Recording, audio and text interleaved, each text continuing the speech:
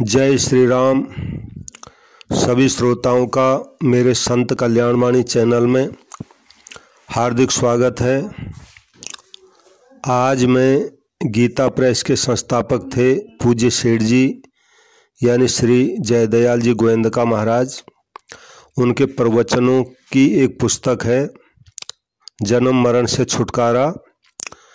तो इस पुस्तक के अंदर उन्होंने शांति प्राप्ति के उपाय के अंतर्गत जो प्रवचन दिया है उसको मैं आपके आगे रख रहा हूँ। ये प्रवचन उन्होंने 2 जनवरी सन 1941 को रात्रि में गोरखपुर में दिया था। तो पूज्य सेठ जी जो है ये जीवन मुक्त, भगवत प्राप्त और शास्त्रों के परम ज्ञाता ऐसे ये महापुरुष थे। तो उनकी जो वाणी है वो कल्याण करने वाली है। तो पूज्य सेठ जी का ये प्रवचन मैं आपके आगे रख रहा हूँ। पूज्य सेठ जी कहते हैं, भोक्तारं यज्ञ तपसां सर्वलोक महेश्वरम स्वेदं सर्वभूतानां ज्ञात्वा मां शांति मृच्छति। श्रीमद् भगवद गीता के 5वें अध्याय का 29वां श्लोक है। यह श्लोक का अर्थ है, भगवान कहते हैं कि मेरा भक्त मुझको सब यज्ञ और तपों का भोगने वाला, संपूर्ण लोकों के ईश्वरों का भी ईश्वर तथा संपूर्ण भूत प्राणियों का सुहृद अर्थात स्वार्थ रहित, दयालु और प्रेमी ऐसा तत्व से जानकर शांति को प्राप्त होता है। अब सेठ जी इस संबंध में कहते हैं, इसमें 4 चरणों में भगवान ने 4 बातें कही हैं। 3 में 3 तरह का उपदेश दिया है, चौथे में उनका फल बताया है। भगवान कहते हैं, जो मुझे यज्ञ तप और दान आदि का भोक्ता समझता है वह शांति को प्राप्त होता है।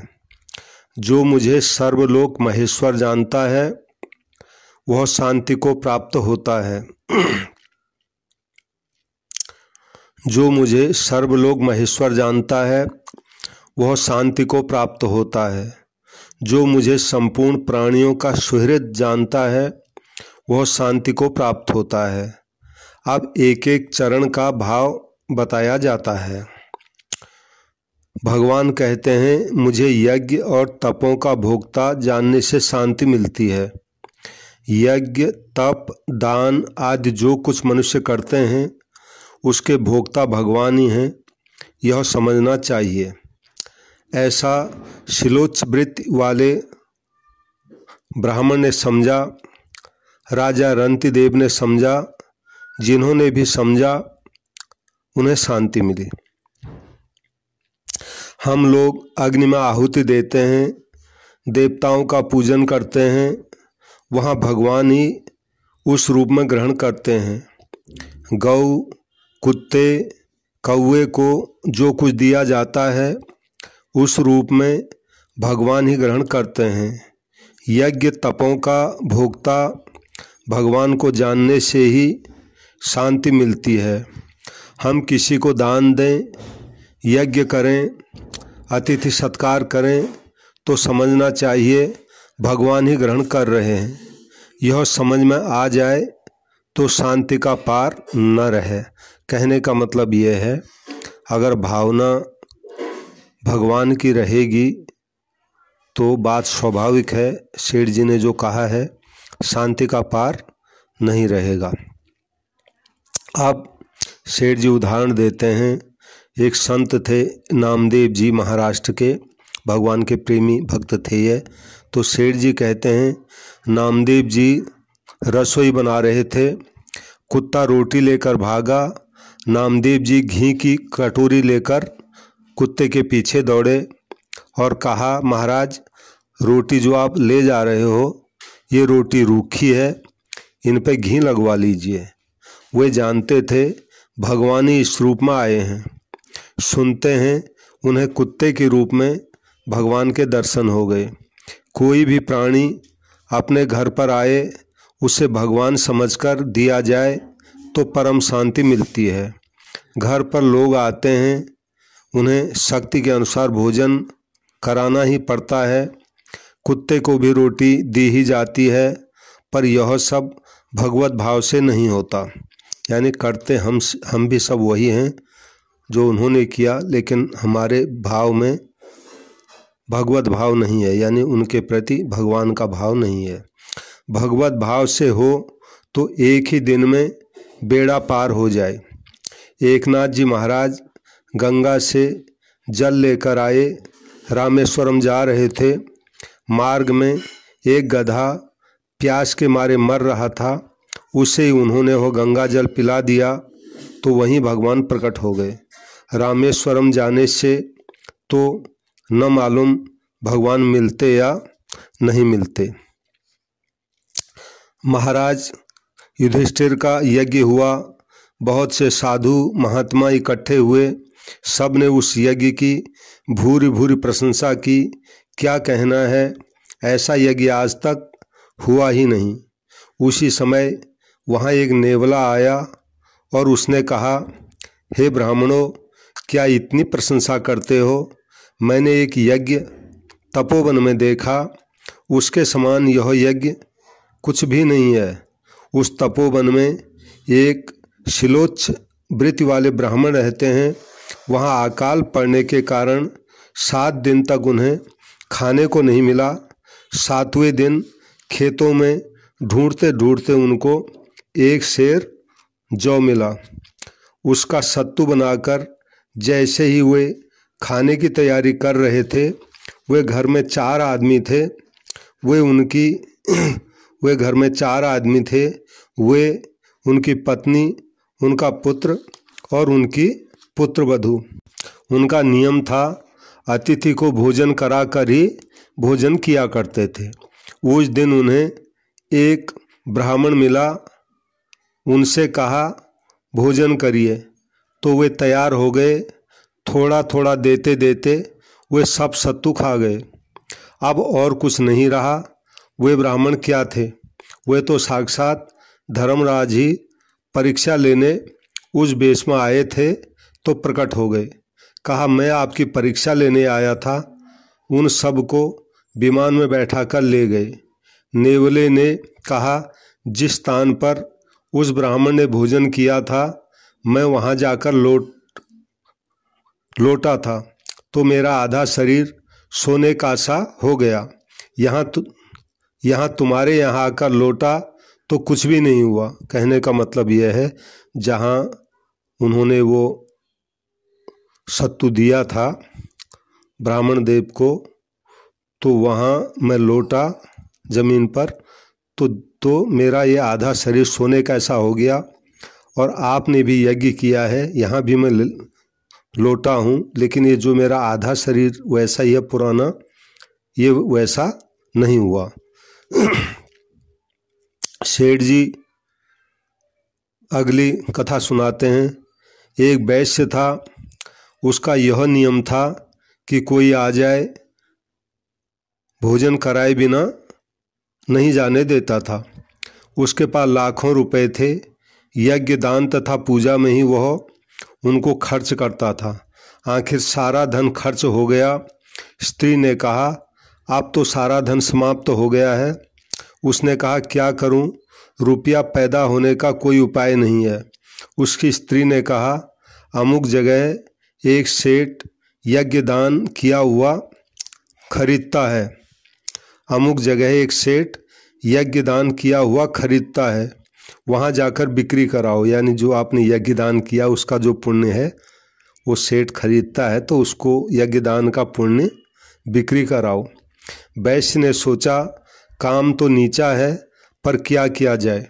तो प्रातःकाल वहाँ पहुँच गया।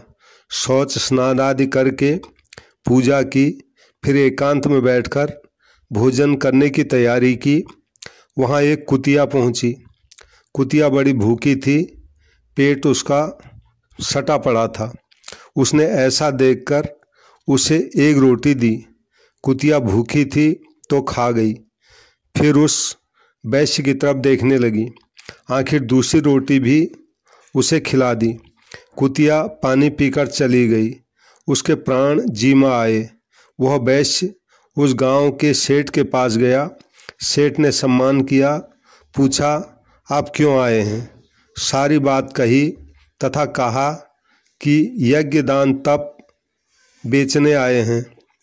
आपके जचे सो ले लें, मैंने बहुत से किए हैं। उस सेठ ने कहा, मैं अपनी स्त्री से पूछकर उत्तर दूंगा।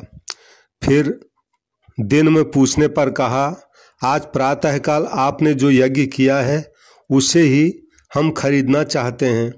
उसने कहा, महाराज आप मेरी हंसी करते हैं, आज यज्ञ करने का मेरे पास क्या था।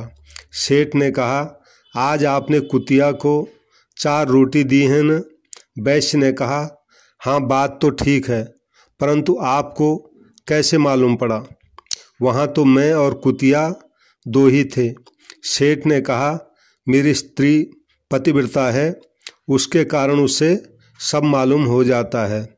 फिर एक और 4 रोटी रखकर उसका मूल्य चुकाने के लिए दूसरी ओर तराजू में रुपयों की थैली रखी, किंतु रोटियों का पलड़ा ही नीचा रहा, यानी भारी रहा।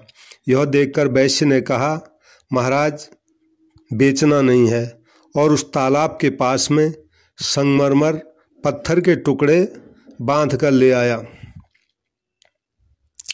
स्त्री को दिया, कहा तिजोरी में रख दे। स्त्री ने बाद में खोलकर देखा तो वे सब रत्न थे। पति से पूछा, इतने रत्न कहाँ से आए? उस वैश्य ने कहा, मैं तो पत्थर ही लाया था, भगवान की कृपा से ये रत्न हो गए।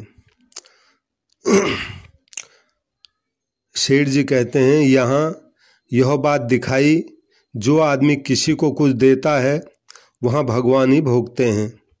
नित्य प्रति 5 महायज्ञ जिस घर में होते हैं वह बड़ा पवित्र माना जाता है। घर पर कोई आता है, तिरस्कार करके क्लेश करके भोजन कराया जाता है, उसका फल यहाँ भी क्लेश है और वहाँ भी क्लेश है। भगवान जी ने गीता जी में कहा है, आदेश काले यद्दानम पात्रेभ्यश्च दीयते असत्कृतम वज्ञातम तत्ताम समुदाहृतम।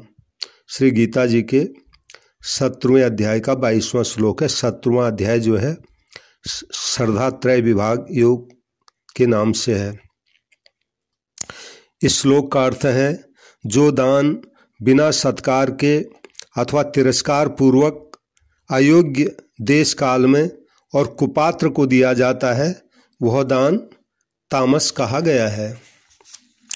इसलिए सात्विक दान देना चाहिए। मनु जी का वचन है, अपने घर आया हुआ अतिथि यदि असंतुष्ट होकर वापस चला जाता है तो उसका पुण्य ले जाता है और अपना पाप वहाँ छोड़ जाता है। यदि कुछ न बने तो मीठा वचन बोलना, जल, बैठने के लिए आसन, इतना ही सत्कार कर दें और शक्ति हो तो 1 मुट्ठी अन्न दे दें। धर्म के पालन के लिए भाव की आवश्यकता है, धन की नहीं। गरीब से गरीब अपने धर्म का पालन कर सकता है। आए हुए अतिथि को तिरस्कार पूर्वक भोजन कराए तो वह तामसी है। यदि नीति पूर्वक भोजन कराए तो वह राजसी है। यदि साधु महात्मा समझकर आदर पूर्वक भोजन कराए तो वह उससे भी बढ़कर है।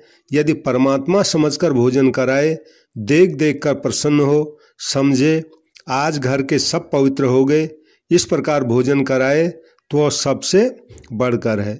इसी को कहते हैं अतिथि देवो भव, यानी अतिथि देवता है, यानी भगवान है। एक से एक के भोजन से बेड़ा पार है, यानी एक को अगर इस तरह भोजन करा दिया तो नैया भवसागर पार हो जाएगी। विदुर जी के यहाँ भगवान भोजन करने जाते हैं। विदुरानी इतनी विह्वल हो गई, अपने शरीर का तक उनको ज्ञान नहीं रहा। राजा रंतिदेव एक बार 48 दिन तक भूखे थे। बड़ी सुंदर कथा सेठ जी सुना रहे हैं। राजा रंतिदेव एक बार 48 दिन के भूखे थे। उनके स्त्री बच्चे बिलबिलाते थे। 49वें दिन कुछ हलवा पूड़ी और जल उन्हें खाने को मिला। इतने में एक ब्राह्मण आया, उसे भोजन कराकर उन्होंने विदा किया। उसके बाद एक चांडाल कुत्तों को लेकर आया, उसको भी भोजन कराया। अब राजा के पास एक गिलास जल रहा, अब वे उसे ही पीना चाहते थे। इतने में एक चांडाल फिर आया, उसने कहा मैं प्यासा हूँ। राजा ने वह जल भी उसको दे दिया। उसी समय वहाँ ब्रह्मा विष्णु महेश प्रकट हो गए। कहा हम ही तुम्हारी परीक्षा लेने आए थे, इस प्रकार भोजन कराना चाहिए। इस प्रकार के भाव से जो हव्य कव्य देता है, भगवान कहते हैं वह मैं स्वयं खाता हूँ। गीता जी में भगवान ने कहा है पत्रं पुष्पं फलं तोयं यो मे भक्त्या प्रयच्छति तदहं भक्त्युपहृत अस्नामि प्रयतात्मनः। गीता जी के 9वें अध्याय का 26वां श्लोक है ये। इसका अर्थ है जो कोई भक्त मेरे लिए प्रेम से पत्र, पुष्प, फल, जल आदि अर्पण करता है, उस शुद्ध बुद्धि निष्काम प्रेमी भक्त का प्रेम पूर्वक अर्पण किया हुआ वह पत्र पुष्पादि में सगुण रूप से प्रकट होकर प्रीति सहित खाता हूँ। ये भगवान के मुख से निकले हुए उनके वचन हैं। तो सेठ जी कहते हैं जो कोई पुरुष परमात्मा को यज्ञ दान तप का भोक्ता समझकर आए हुए का सत्कार करता है, उसे उसी क्षण शांति मिलती है। प्रेम से दिए जाने पर ही भगवान खाते हैं। घर पर यज्ञ करें, अग्निदेव को साक्षात नारायण समझकर आहुति दें, अतिथि आने पर साक्षात नारायण समझकर उनकी सेवा करें। तो भगवान कहते हैं यत् करोषि यदस्नासि यज्जुहोषि ददासि यत् तपस्यसि कौन्तेय तत्कुरुष्व मदर्पणम शुभाशुभ फलैरेवं मोक्षसे करम बंधने संन्यास योग युक्तात्मा विमुक्तो मामु पैश्यसि। श्रीमद् भगवद गीता जी के 9वें अध्याय का ही 27वां और 28वां ये 2 श्लोक हैं। इनका अर्थ है भगवान कहते हैं हे अर्जुन, तू जो कर्म करता है, तू जो कुछ खाता है, जो कुछ हवन करता है, जो कुछ दान देता है और जो कुछ तप करता है, वह सब मेरे अर्पण कर। इस प्रकार जिसमें समस्त कर्म मुझ भगवान के अर्पण होते हैं, ऐसे संन्यास योग से युक्त चित्त वाला तू शुभाशुभ फल रूप कर्म बंधन से मुक्त हो जाएगा और उनसे मुक्त होकर मुझको ही प्राप्त होगा। इस प्रकार करने से उसे भगवान की प्राप्ति हो जाती है। भगवान के मिलने से परम शांति की प्राप्ति हो जाती है। कहने का अभिप्राय यह है कि कोई घर पर आ जाए तो उसे साक्षात नारायण ही समझो। भगवान का वचन है प्रत्यक्ष करके देखो। दुख की बात है कि जो पंच महायज्ञ हमारे घर पर होना चाहिए उसे बहुत से भाई तो जानते ही नहीं, जानते हैं वे करते नहीं, करते हैं तो बेगार से करते हैं, आफत टालते हैं। वहाँ भगवान कहाँ से आए? शांति मिलने का रास्ता दूसरा ही है। आजकल भाई लोग ऐसे तर्क करने वाले हो गए, कहते हैं श्राद्ध करते हो, बड़ों को मिलता है क्या? तुम्हारे नहीं जचे तो बंद कर दो। मूर्ख लोग समझते नहीं, जिन माता पिता ने पैदा किया, इतने रुपए तुम्हारे लिए छोड़कर चले गए, सर्वस्व देकर विदा हो गए, आज उनके लिए साल भर में थोड़ा सा निकाल दो तो क्या हो जाए? ऐसा नहीं करते तो यही कहना पड़ता है कि वे मूर्ख थे जो तुम्हारे लिए रुपए छोड़कर चले गए। माता पिता की दी हुई चीज़ जो उन्हें नहीं चुकाता वह चोर ही है, और क्या कहा जाए। कोई लोगों की शर्म से कर देता है, पीछे उसके साथी कहते हैं कि आर्य समाजी होकर भी तुमने श्राद्ध कर दिया। कहता है लोगों की शर्म से कर दिया, उसका फल तो कुछ भी नहीं होता। गीता जी में आया है अश्रद्धया हुतं दत्तं तपस्तप्तं कृतं च यत् असदित्युच्यते पार्थ न चौ तत्प्रेत्य नो योह 17वें अध्याय का ही 28वां श्लोक है। इसमें भगवान कहते हैं हे अर्जुन, बिना श्रद्धा के किया हुआ हवन, बिना श्रद्धा के दिया हुआ दान और बिना श्रद्धा के तपा हुआ तप और जो कुछ भी किया हुआ शुभ कर्म है वह समस्त असत इस प्रकार कहा जाता है। असत का मतलब वो सत नहीं है, उसका कोई फल नहीं मिलेगा, यह मतलब हुआ।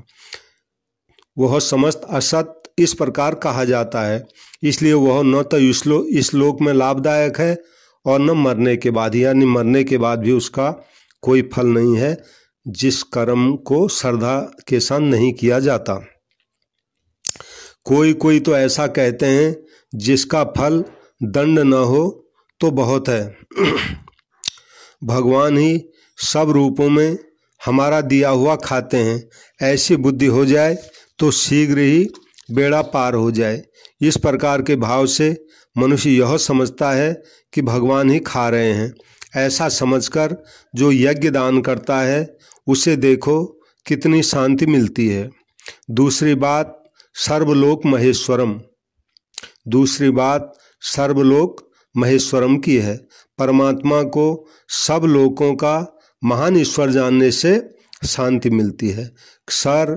अक्षर परमात्मा सबसे महान है। यदि कहो सर्वलोक महेश्वरम हम मानते हैं पर शांति नहीं मिलती। तुमसे निरंतर भजन होता है क्या? नहीं होता तो तुम सर्वलोक महेश्वरम नहीं जानते। यदि जानते तो तुमसे निरंतर भजन होता। भगवान ने कहा है गीता जी में, यो मामेवं सम्मूढ़ो जानाति पुरुषोत्तमम सौ सर्वविद भजति मां सर्वभावेन भारत। 15वें अध्याय का 19वां श्लोक है ये। इसका अर्थ है भगवान कहते हैं, हे भारत, जो ज्ञानी पुरुष मुझको इस प्रकार तत्व से पुरुषोत्तम जानता है वह सर्वज्ञ पुरुष सब प्रकार से निरंतर मुझ वासुदेव परमेश्वर को ही भजता है। अतएव हमको निरंतर तन्मय होकर भजन करना चाहिए। कारण भगवान कहते हैं कि जो मेरा भजन करता है वही शांति को प्राप्त हो जाता है। अपि चेत सुदुराचारो भजते मामन्य भाग साधुरेव समंतव्य सम्यक व्यवसितो हि सः। गीता जी के 9वें अध्याय का 30वां श्लोक है। इसका अर्थ है, यदि कोई अतिशय दुराचारी भी अनन्य भाव से मेरा भक्त होकर मुझको भजता है तो वह साधु ही मानने योग्य है, क्योंकि वह यथार्थ निश्चय वाला है।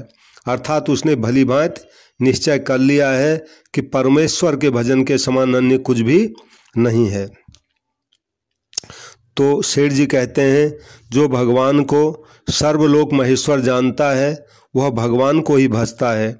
यदि नहीं भजता तो भगवान को सर्वलोक महेश्वर नहीं समझा उसने। मन से ध्यान, वाणी से जप, कानों से कथा सुनता है वह भगवान को ही प्राप्त हो जाता है। एक राजा था, उसे गंभीर रोग हो गया। वैद्य डॉक्टरों ने भी जवाब दे दिया। राजा ने कहा, कोई मुझे ठीक कर दे तो उसका आभारी होऊंगा। एक वैद्य ने इलाज किया, राजा ठीक हो गए।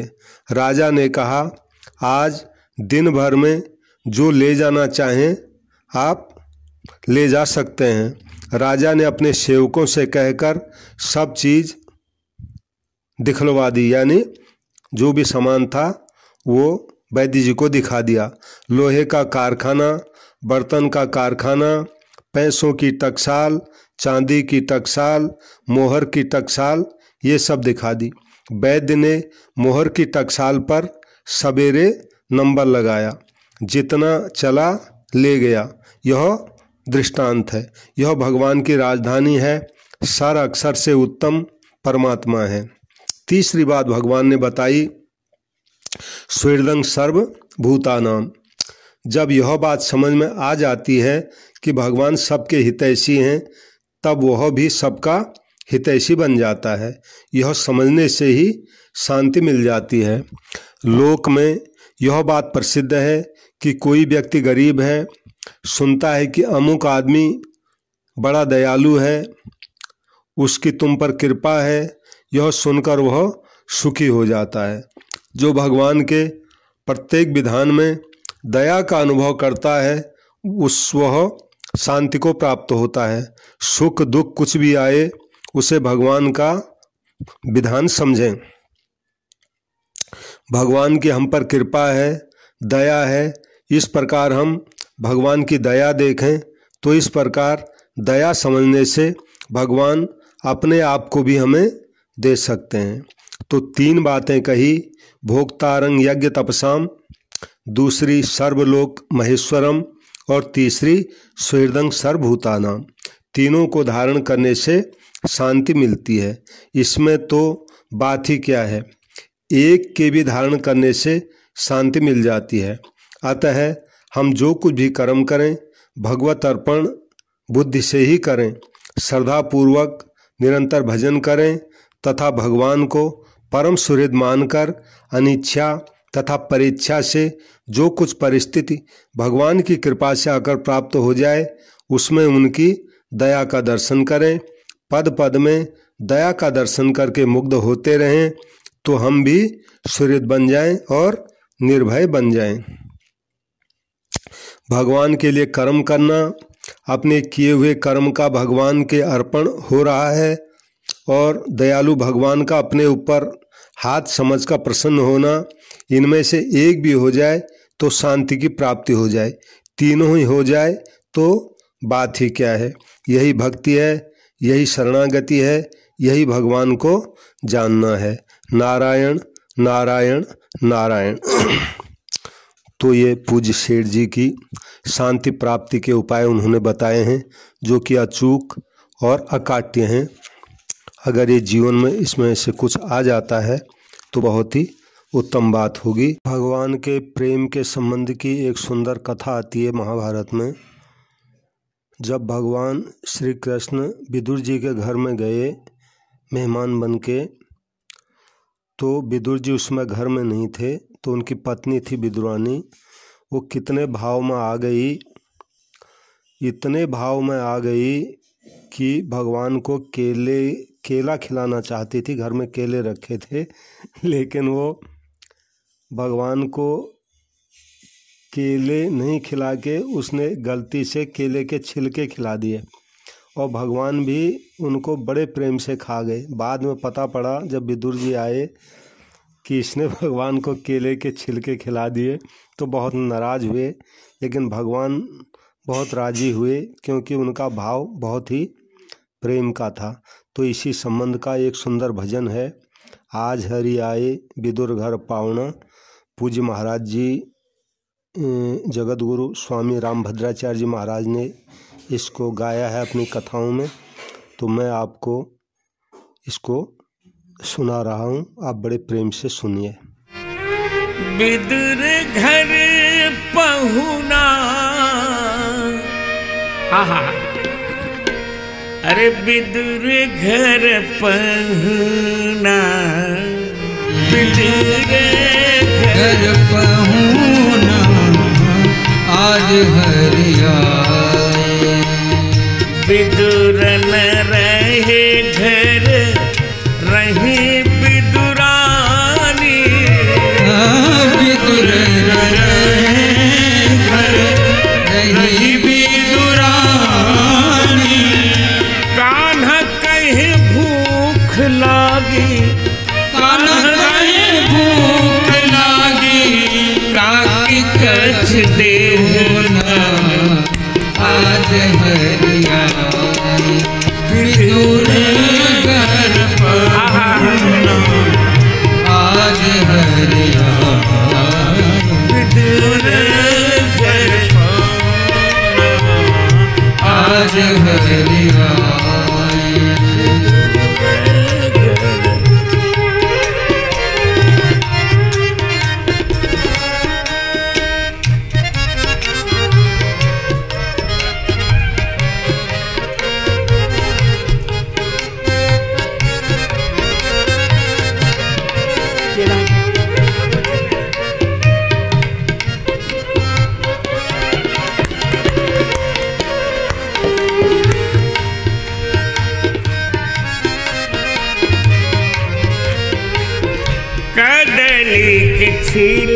के उठाई देत कान्हा खात, कदली के छिलके उठाई देत कानी हंसी, कदली के छिलके उठाई देत कानी हंसी, कदली के छिलके हाय हाय ओ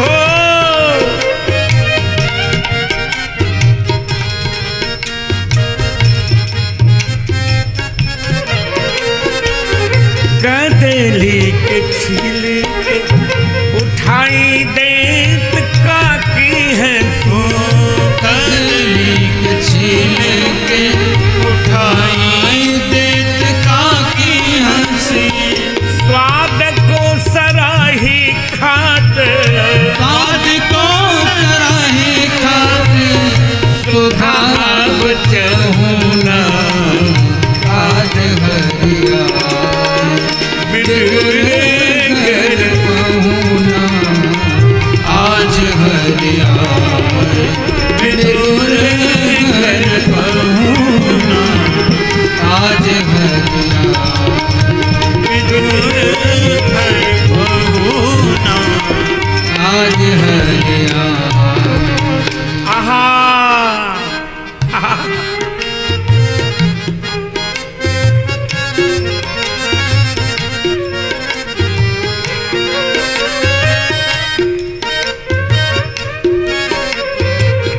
स्वाद को सराही खात, सुधा बचहुना, चहुना स्वाद को सराही खात, सुधा चहुना, आज हरिया विदुर कर पहुना, आज हरिया। मैं अब यह किसको दूं? तो पीए साहब को दे देता हूँ, लो जाए तुम खाओ।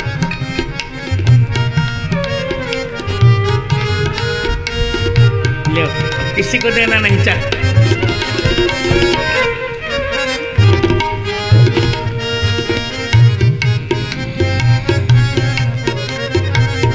गिरिधर प्रभु पर, गिरिधर प्रभु पर बरसे सुमन सुर, गिरिधर प्रभु पर बरसे सुमन सुर, गाय हर गुण ग्राम, गाय हर गुण ग्राम, जन्म लाभ ले ना, आज हरिया विदुर कर पहुना, आज हरिया विदुर कर पहुना, आज हरिया। तो सभी श्रोताओं से मेरी प्रार्थना है, कृपया मेरे संत कल्याण वाणी चैनल को सब्सक्राइब करें और संतों की एक कल्याणकारी वाणी है, इसको लाइक करें, इसको शेयर तो ज़रूर करें। जहाँ पर भी संत महात्माओं की कल्याणकारी वाणी मुझे मिलेगी, मैं उसको अपने इस चैनल पर अवश्य रखूँगा। सबको मेरा प्रणाम, सबको मेरा राम राम। जय श्री राम, जय श्री राम।